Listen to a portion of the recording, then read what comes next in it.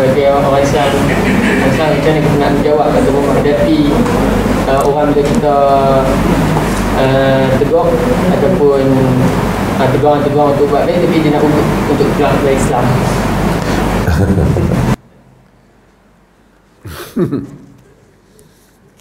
Kita tanya pasal siapa ni?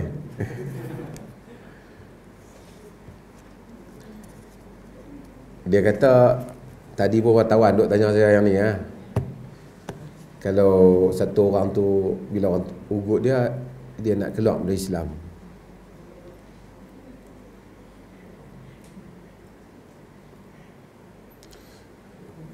Dia ada dua keadaan. Satu, tindakan individu seseorang yang mengganggu gugat masyarakat. Macam ni. Dia bertindak dengan satu tindakan yang bukan personal punya, not personal sin. Bukan dosa pribadi. Tapi dia dah jadi dosa umum. Macam mana? Contohlah, dia buat benda salah. Misalnya dia buat benda yang tak elok. Kalau tak, dia dengan Allah ya. Tapi dia bubuh dalam Instagram, dia kempen. Dia bagi jadi orang semua support benda salah tu. Bagi orang like. Ini dia bukan jadi dosa pribadi, dia sudah pergi pada dosa awam. Dia encourage dosa pada orang lain. Kalau setakat isu dia pribadi, kita mesti pergi pada pribadi dah. Bagi tahu jangan buatlah benda ni. Tapi bila dia mengajak benda tu kepada orang ramai, join dia ataupun akui benda yang dia buat tu salah, itu dah jadi part yang kedua, dosa umum yang membabitkan hal ehwal umum. Apabila membabitkan hal ehwal umum, maka kita kena membuat ulasan secara umum. Kena bagi tahu apa yang A buat ni salah. Padahal dosa hak dia buat tu patutnya tak habaq ke umum, kita pergi bagi tahu dia lah pasal dia dengan Tuhan je. Tapi dia pi publicizekan dosa dia. Itu dia kena bezakan. Jadi kalau bila dia publicizekan dosa dia, mungkin akan ada orang pun kritik secara terbuka. So dia patutnya sesiapa saja yang macam ni, dia jangan nak salahkan orang saja, dia kena salahkan diri dia juga. Of course, ada lagi orang yang macam tu, tapi mereka tak publicize. Mungkin orang pergi jumpa, approach dia secara personal. Tu salah buat macam ni, tak baik kan. Dan pun tak payah ada bising-bising. Kita pun kalau tengok ada orang macam tu, kita tak payah bising. Dia saja, pergi jumpa dia. Faham bahagian ni? Bahagian yang kedua ialah, walau bagaimanapun, rahmat Tuhan ni meliputi semua orang.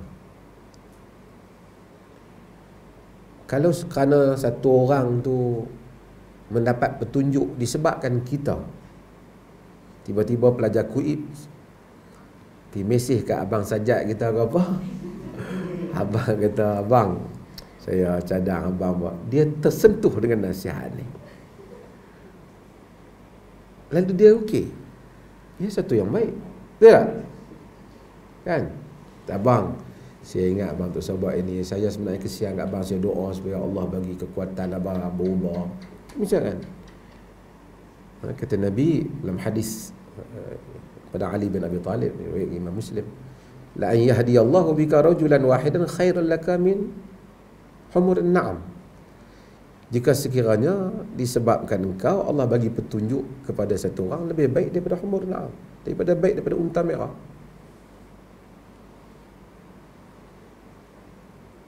Khairun mimma tala'an alaihi syamsu wa ma gharabat. Lebih baik pada satu tempat yang tenggelam dan terbitnya matahari. Jadi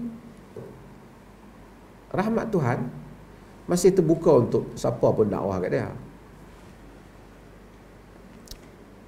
Cumanya kita, bila ada orang kata nak keluar ke apa, mungkin dia peras ke apa, Tuhan mengetahui hamba-hambanya. Cuma mulut kita ni jangan lebih pada rahmat Tuhan.